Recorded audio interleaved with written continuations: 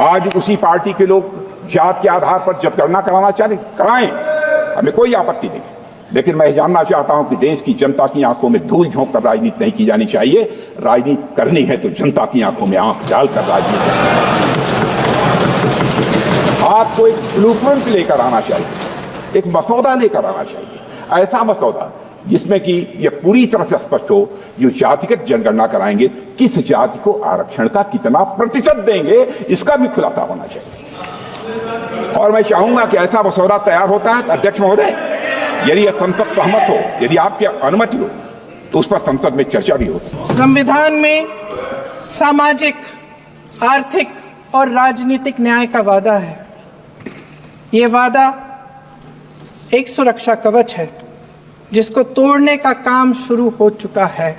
Lateral entry और निजीकरण के जरिए ये सरकार आरक्षण को कमजोर करने का काम कर रही है। अगर लोकसभा में ये नतीजे नहीं आए होते तो ये संविधान बदलने का काम भी शुरू कर लेते। सच्चाई ये है अध्यक्ष महोदय कि आज संविधान बार बार इसलिए कह रहे हैं क्योंकि इस चुनाव में इनको पता चल गया कि इस देश की जनता ही इस संविधान को सुरक्षित रखेगी,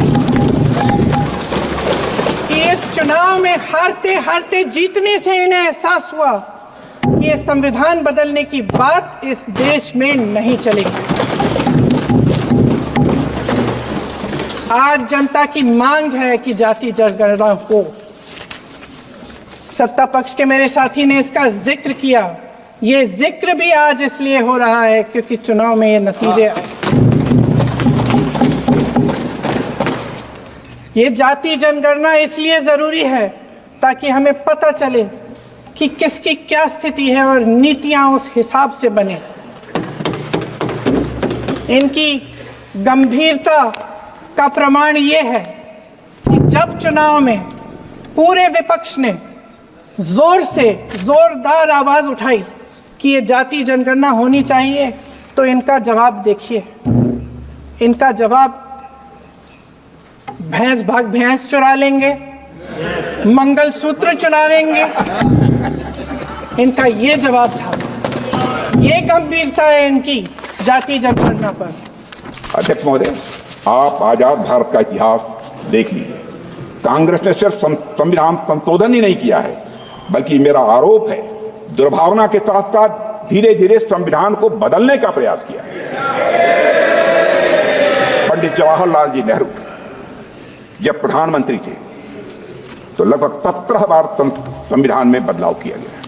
श्रीमती इंदिरा गांधी जी के समय पर लगभग 28 बार संविधान में बदलाव किया गया। श्री राजीव गांधी के समय पर लगभग 10 बार संविधान में बदलाव किया गया। मनमोहन सिंह जी के समय लगभग 7 बार संविधान में बदलाव किया गया। कांग्रेस सरकारों द्वारा किए गए अधिकांश संवैधानिक संशोधन या तो विरोधियों और आलोचकों को चुप कराने के लिए किए गए या तो गलत नीतियों को लागू करने के लिए किए गए। अध्यक्ष महोदय, आज संसद में बैठे हुए सत्ता पक्ष के मेरे साथी ज्यादा से ज्यादा अतीत की बातें करते हैं।